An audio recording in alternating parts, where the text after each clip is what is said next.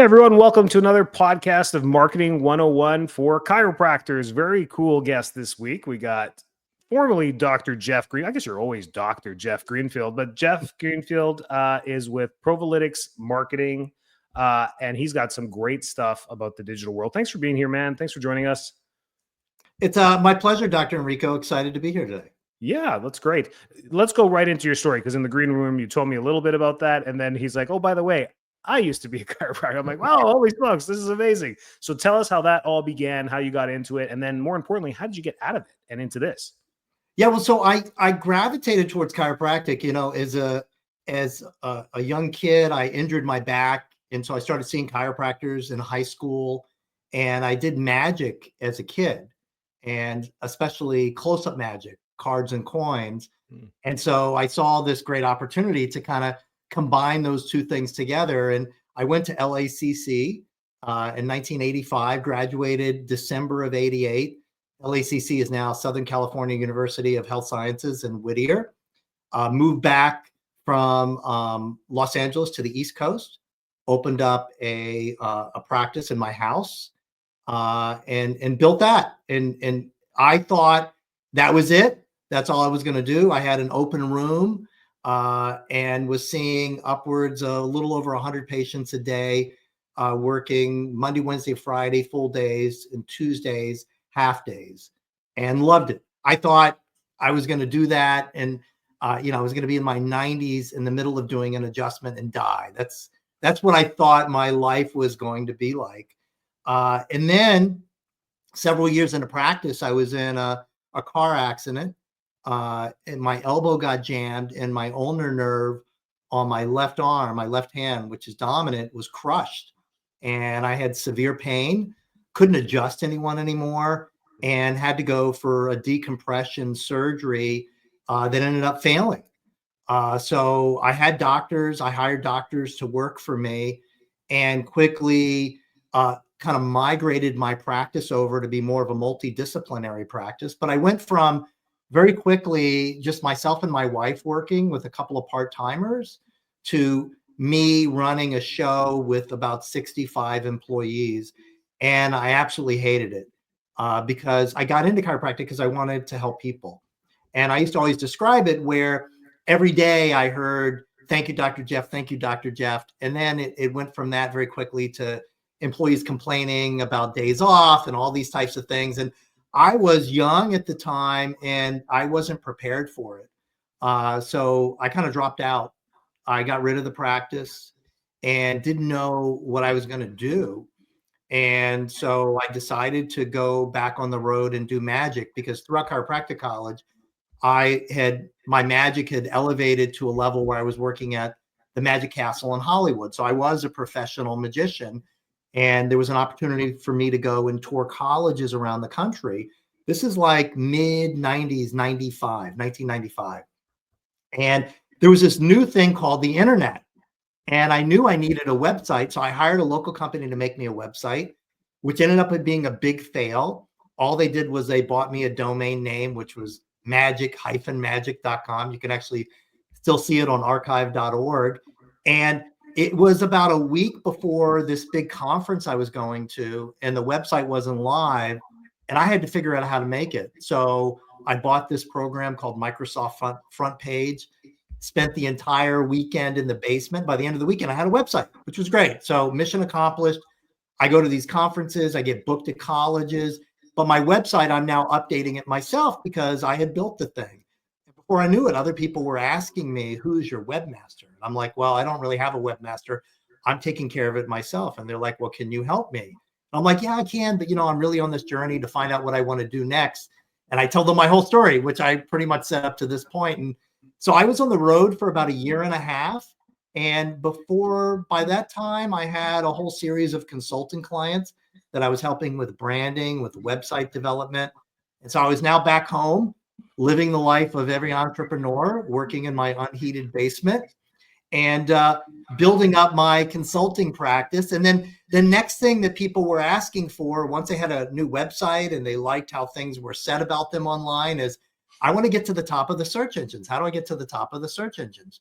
So I worked with a developer overseas, and we built up this, one of the first SaaS SEO platforms called Position Solutions. That was an automated way to get whatever you were selling to the top of the search engines.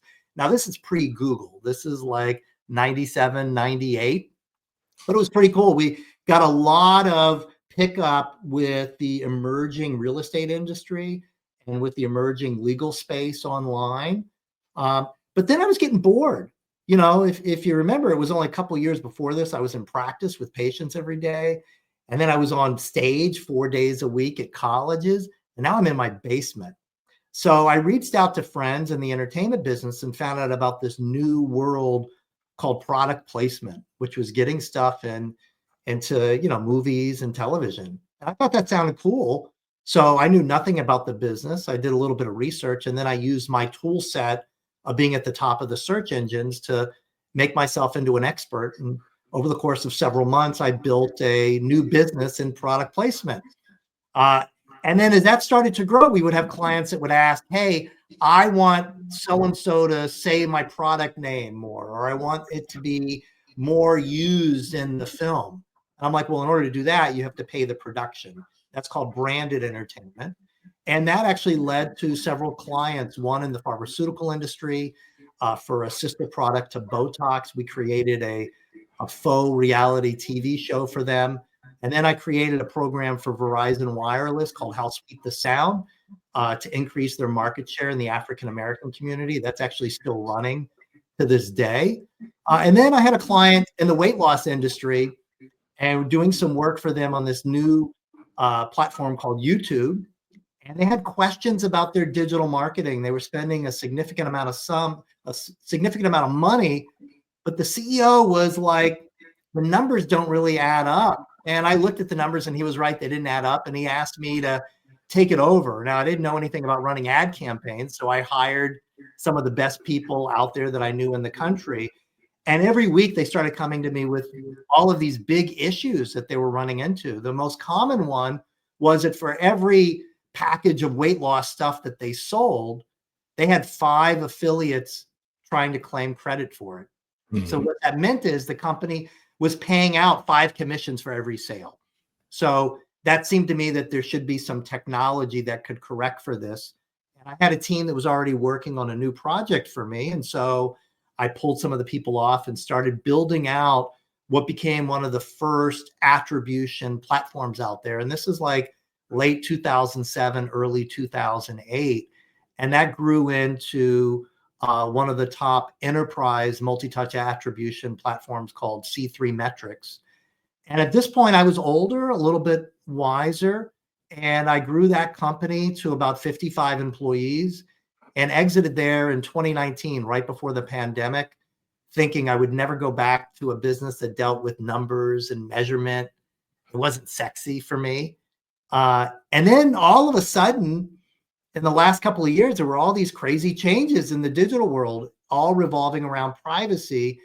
And the techniques that I had used to build this other platform were no longer going to work. And so it seemed to me that there was another opportunity to hop back into this crazy world of measurement and help out some of my former clients. And that led to the growth of Provalytics.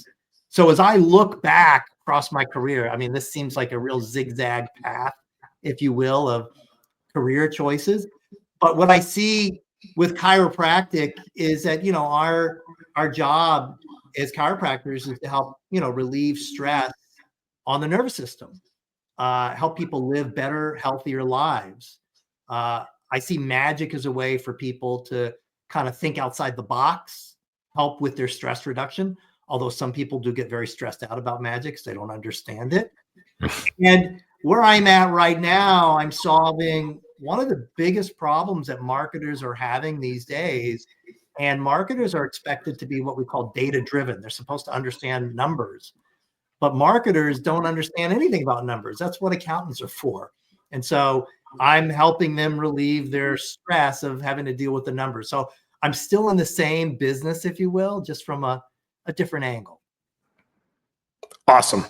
That's cool. And now we're here. That is so great. So your insight is impeccable to the entire age of digital. I mean, it's great. You look like you're 29, but whatever. Okay. Awesome. That's Well, great. it's all the good living and getting adjusted still. There you go. Awesome. So yeah, so that's great. So now you help, I mean, we talked about this in the agreement. You help, multi-million dollar companies do their advertising.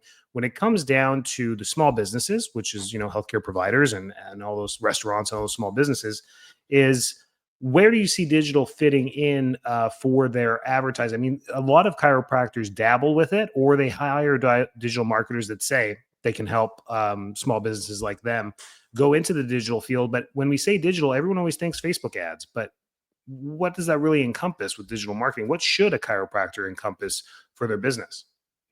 Yeah, I mean, chiropractors need to kind of lean in on this.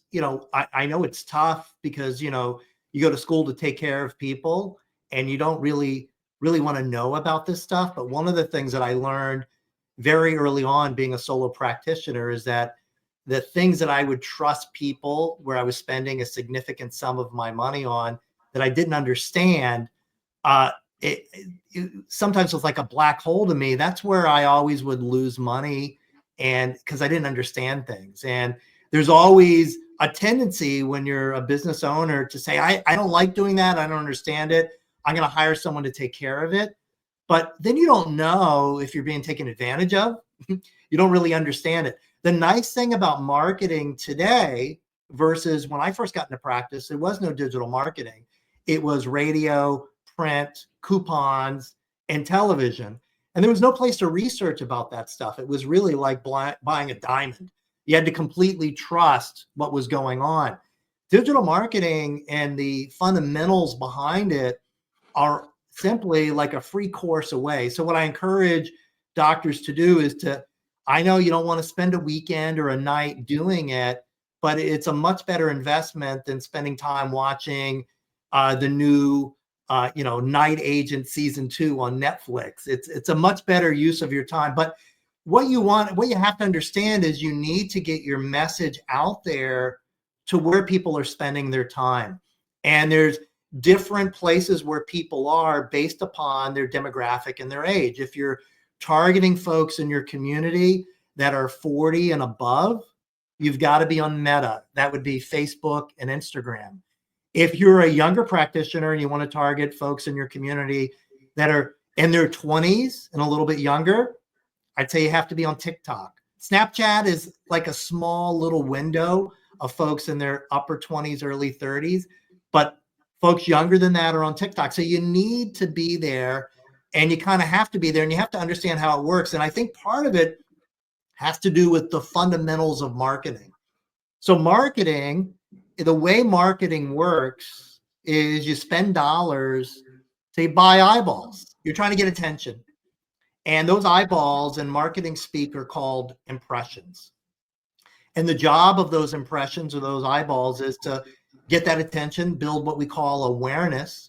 And when awareness is built enough, if you hit the right people with the right message at the right time, people will come into your store, to borrow kind of the adage of the old retailers back in the day. And your store these days is your office, but in particular, it's really your website because that's where you're driving people to. The problem that we deal with today in today's digital marketing is that everyone judges the success or failure of campaigns based on how many clicks they get. Because the way we look at it is we say, well, someone can't come into my store until they click.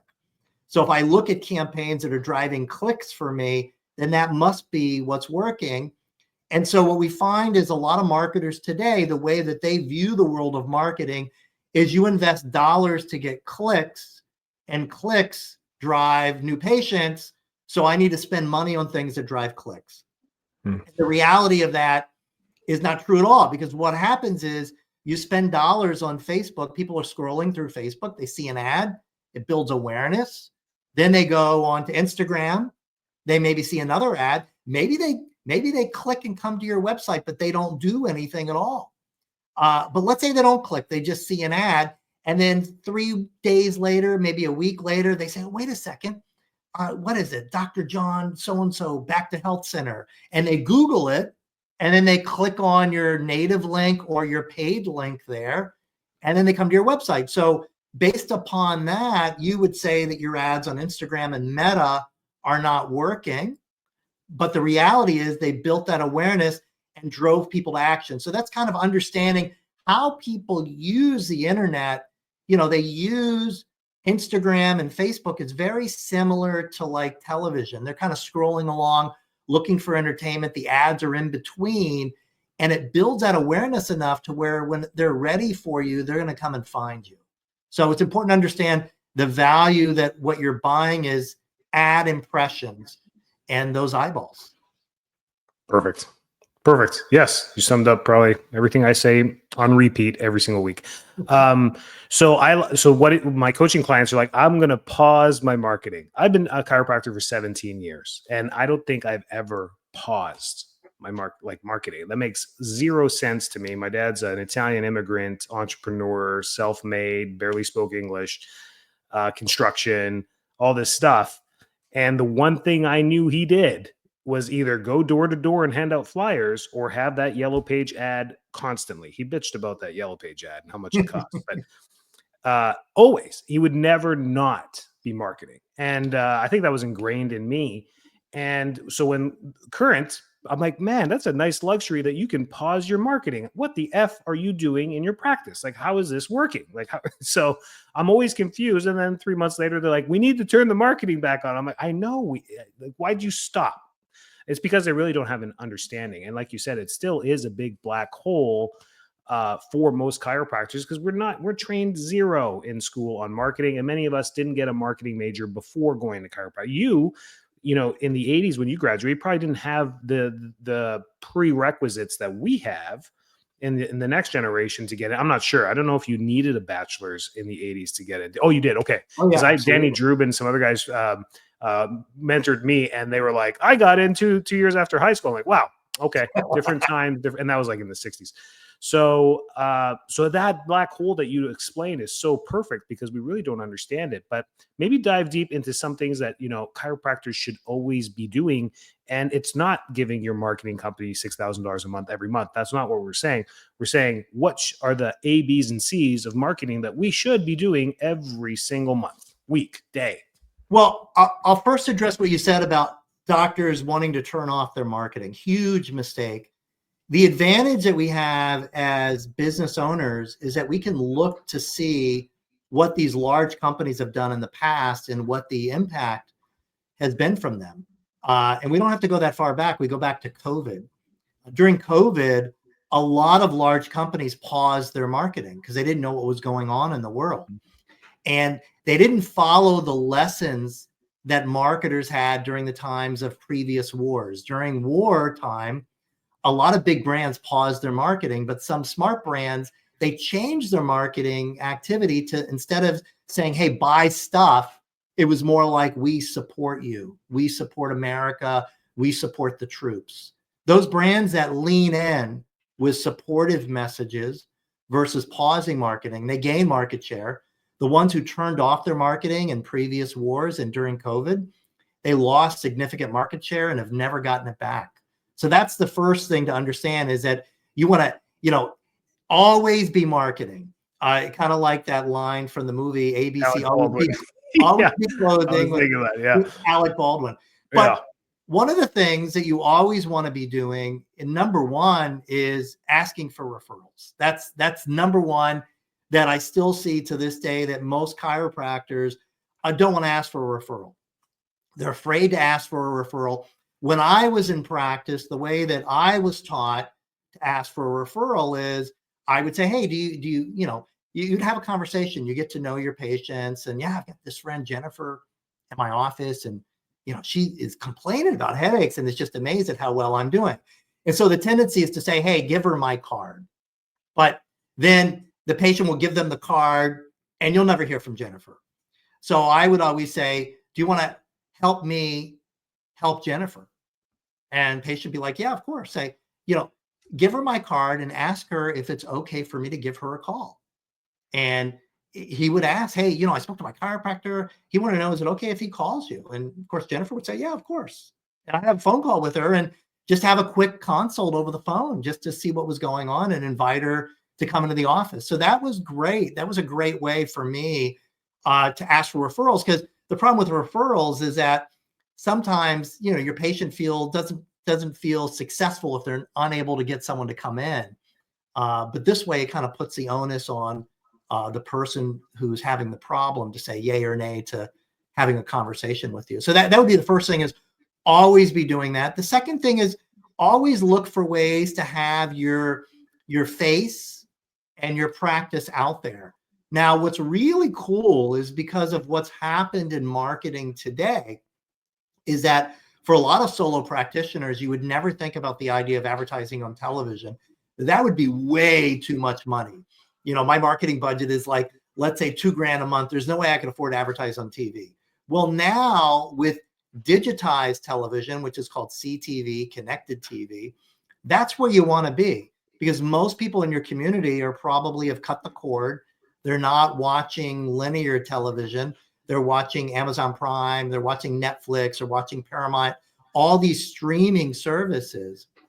And for very little money, you could actually advertise on TV. So they're sitting down about ready to watch a movie and an ad comes up for your practice. That elevates you to a level that's going to be above anyone else in your community, because even though it's CTV and streaming, it's still television. It's still the big screen in the house. So that's a huge thing. That's number one. Number two, you want to make certain that you're active on all of the social platforms. And what I mean by that is wherever your patients are. If most of your patients are above the age of 40, you need to have an active Facebook page. You need to have either hire someone, get your partner to help you do it, but have that up to date at least several times a week, be posting. You don't need blog posts on your website. Those are not as important, but you need to be updating your Facebook page. I know for our family, when we go to check out a restaurant, let's say in our community, I go and I search on Google, because that's what I've always used to check hours. My wife goes to Facebook.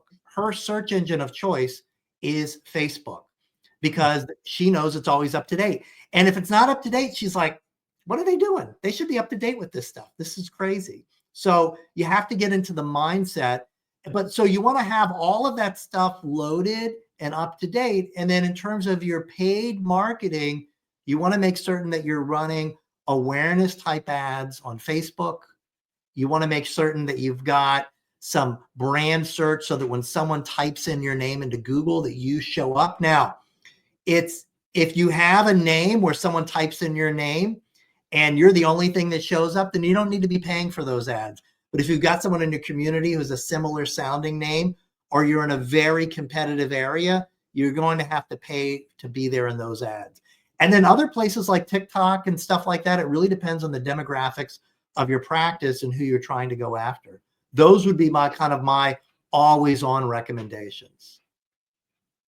It's great. Great recommendations for sure.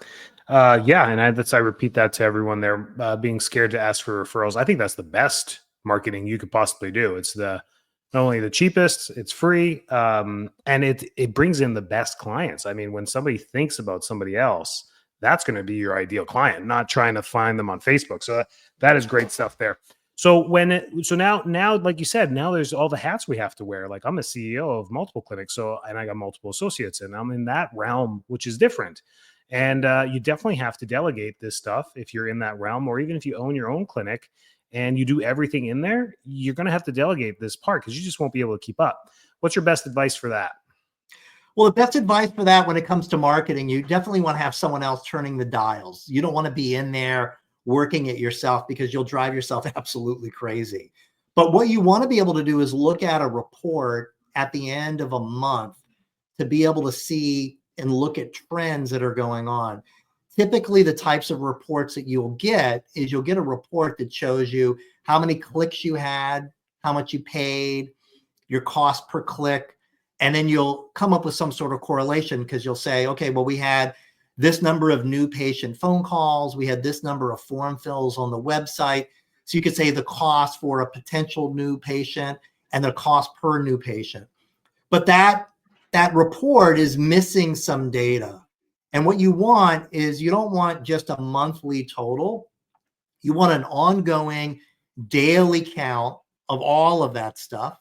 You want it on a big Google sheet that you can always look at. But you want the first column after date to be impressions. Because what you want to know is from all the different places that you're advertising, what was your potential reach? Meaning, how many potential people did you actually reach? The reason for that, going back to that example we talked about before, where someone sees your ad on Facebook and then they just show up through Google search and you think Facebook didn't work. What you're going to notice is if all of a sudden you go through your data and you see this trend where all of a sudden clicks start to go up, you want to go backwards, sometimes a couple of days, maybe even a week or two, to see when the impressions went up, because you'll notice as you increase your impressions, clicks will start to climb, but it's not going to happen right away. There's going to be a delay, that time to conversion, because remember, on Facebook, you're building awareness. So that's what's important to remember. And then what you want is you can actually dig into the details and you can find, oh my God, this day 3 weeks ago, impressions were up and it led to a lot more new patients like 2 to 3 weeks later. So dig into that day and find out what ads were running, what specific campaign was running, because that's where the gold is. And now you found out a little secret, which is you want to be looking at those impressions. You want to ignore the clicks. Yes, I know clicks are important, but it's impressions that matter, because that's actually what you're buying.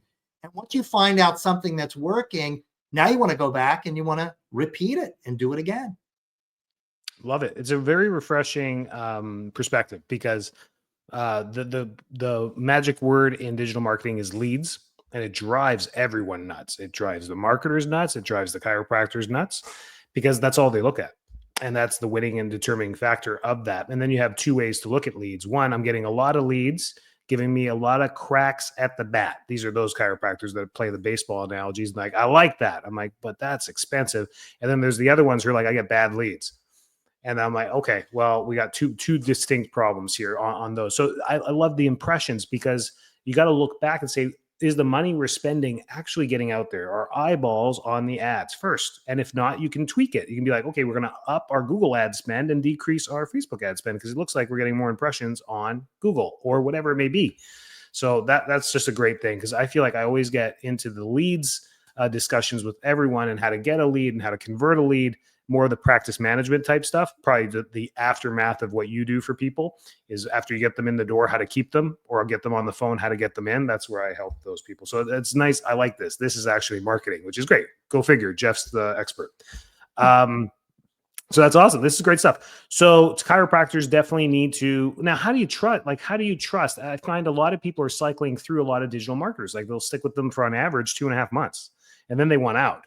So the digital marketers have caught on to this. They got rid of their 12-month contracts because no one was signing up with them, and they're all doing the month-to-month thing. But with the month-to-month thing, a lot of people are bouncing between their digital marketers, because everyone's just focusing on Facebook ads. So what do we do? Yeah, you have to start to think about, when you look at your practice, what is it made up of? Most people typically come in. We'd love for people to say, I need to get healthy. I'm going to go and spend 3 weeks and do research and find the right chiropractor for me to go to. But that's not how it happens. The way it happens is someone pulls their back out. They're stuck on NSAIDs for about 3 weeks and realize those don't work. And finally, they're in real bad distress and they end up coming in. And so you have to set yourself up as a chiropractor for success for those situations. And the way to do that, there's 2 ways to do that. One is, the philosophy is, well, those people are typing in back pain chiropractors in my area. You're right. Those are people that are actually in need. They're hunting and searching right now. But those are the types of patients that are going to come in. And as soon as their condition and pain is gone, they're going to be gone. So you're going to have them for maybe a week to 2 weeks. What you're really interested in is building up more of a presence within your community. And you want to go more up funnel. That's why I'm talking about occasional CTV ads, Facebook ads, and keeping that always on. Because what will happen is, when this person has an incident and they're hurting, they'll remember your name. They'll come in to see you. And now you've got this always on marketing machine that's there, that's more up funnel. And you're educating as well with these ads. That's the other thing. These ads aren't just saying back pain. These ads are talking about learn, the true cause behind back pain. And maybe it links to a video with you talking about, back pain and the whole iceberg type analogy and stuff like that, educating people. Because what you want to be able to do is educate people so that when they do have an incident and they come in, they understand they actually want to fix the problem versus just get rid of the pain. So that's the other key, is that having that always on marketing, you can actually get people into your practice sooner, or when they have something that actually is an incident that brings them in, they understand the need to actually fix things because you've been educating them for several months or a year as they've been interacting with your marketing activity. Great. Yeah. Great tips. That's great. Those were my 1, 2, 3 punches that I wanted to see if you could answer, and you did great with that. Now, Provalytics, then tell me a little bit about how are you working with small businesses like this? I know you said you help major businesses. Do you have room for this? How could you help a chiropractor? Would you just help consult and ask some of their questions? How do they get in touch with you? Well, the way they would get in touch with me is they could go to Provalytics.com. And there's a couple of things on there that I think would be beneficial, is that there's been a lot of dynamic shifts that have occurred in the digital advertising industry, specifically around privacy and all of these changes in terms of how people are tracked across the web and everything. We put together a course. It's a free course, an attribution certification course. It's about an hour and a half, 2 hours. It gives chiropractors that want to lean in to understand how things are actually measured and stuff, a really strong foundation on the past, the present, and what we see as the future of this. We typically don't work with small businesses. Most of our clients are spending upwards of 10 million or more per year. We do work with some larger group practices that in aggregate are spending more, without a doubt. But I think just the attribution certification and the discussion that we had here in terms of focusing on impressions, understanding that you always need to be always on, and most importantly, to understand that, your role as a chiropractor in a community is you're a vital member of that community. And, the techniques that you're doing in your practice have a massive impact on the community's health as a whole, not just the people who you're taking care of, but their friends and family. And I would challenge every doctor out there who's listening to this to get out into the community. And, besides asking for referrals, anytime there's a group where you're willing to have a speaker stand up and talk about trends in healthcare and how the natural approach, I think we're on this paradigm shift of what's happening right now in the US, of people understanding that drugs are really not the right way to go.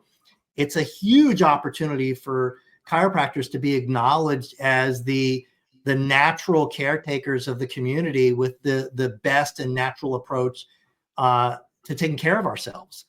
So I would challenge chiropractors to get out in the community, talk. There's always the Rotaries and things like that, but there's places you can go into the school and talk to the school and lots of things like that. And that is in and of itself, just putting yourself out there, I think, is the best marketing that you can do on top of the paid marketing activities. Home run.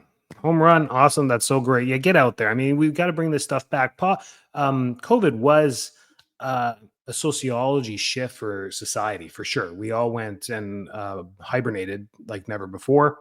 But I feel it's safe to say in 2024, I started to say this. I think we're back. I think we're back to normalcy. I mean, you can go to a movie, you can do this stuff. And if California is doing it, I think we're back. I think we can officially say we're back. So that's where we're at there. So get back out there, back into the schools, back into the lunch and learns, back into the stress talks at big corporations around you. Be the person that, does all this stuff. That's the root to this. And then I'm going to go check out Provalytics.com and take that course, because there's never any rock you can't unturn and learn something. So I'm all about that too, to help more people. Thanks for your time. And then Provalytics.com to reach out to you if they have any specific questions. Absolutely. Yeah. It'd be my pleasure to chat with any doctor. That's awesome. Thank you, my man. Thanks for being here. I'm sure we'll have you back with more questions. That's great. Have a great week. Thank you. You too.